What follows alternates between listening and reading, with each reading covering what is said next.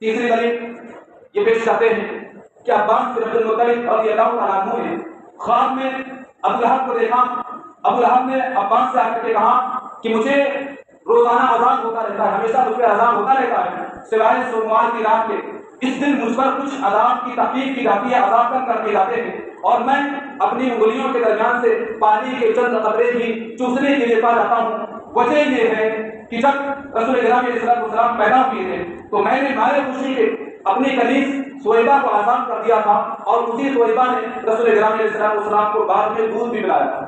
لہذا ابو لہب کا اپنی کنیز کو آزاد کرنا مارے خوشی کے نبی کی ولادت کی خوشی میں اس بات کی دلیل ہے کہ جس نے میلاد منانا جائز ہے.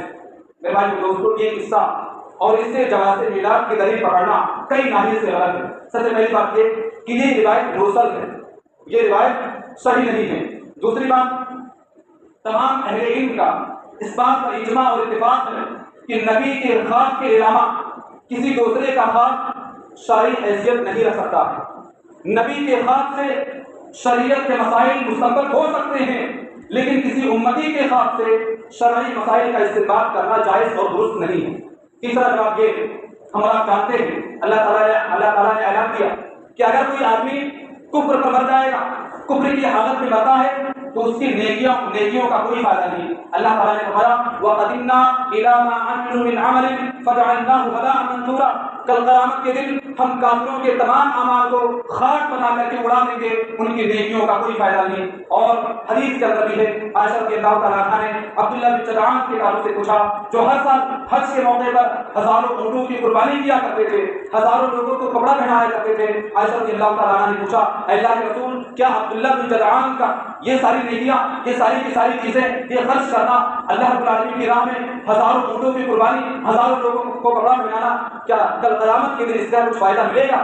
رسول اکرم صلی اللہ علیہ وسلم نے عائشہ رضی اللہ تعالیٰ عنہا سے فرمایا، عائشہ، عبداللہ بن جدعان کو کل قیامت کے دن اس کا کوئی ثمرہ اور فائدہ ملنے والا نہیں. کیوں؟ کیونکہ اس نے کبھی بھی زندگی میں یہ نہیں کہا کہ الہی تو مجھے قیامت کے دن بخش دے. اسی طرح سے اس واقعے سے، ان دلائل سے پتہ چلا کہ ابو لہب کے خواب کی کوئی قیمت اور حیثیت نہیں ہے. چوتھا جواب یہ کہ ابو لہب کا خوش ہونا یہ ایک فطری چیز تھی. ابو لہب کا خوش ہونا یہ طبعی امر تھا. کسی تعبدی نقطۂ نظر سے، عبادت کے نقطۂ نظر سے اس کی خوشی نہیں تھی. اور ہر وہ خوشی جو فطرتی طور پر ہو، فطری طور پر ہو، نیچرل ہو، رب العالمین کے لیے نہ ہو تو اس پر ثواب نہیں ملتا.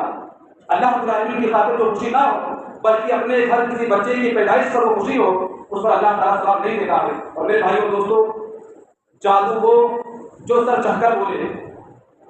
ہمارے بقول جنہوں نے جشن میلاد کا اہتمام نہیں کیا، ہمارے بقول جنہوں نے عید میلاد کی محفلیں نہیں سجائی، رب کائنات نے قیامت تک کے لیے ان کو رضی اللہ عنہ رضوان کا خطاب دے دیا. اور تمہارے بقول جن سے تم دلیلیں پکڑتے ہو، تمہارے بقول جس نے جشن میلاد کو منایا، جس نے جشن میلاد کا اہتمام کیا، رب کائنات نے قرآن کریم کے اندر سے تبت یدا ابی لہب و تب کا سرٹیفکیٹ دے دیا.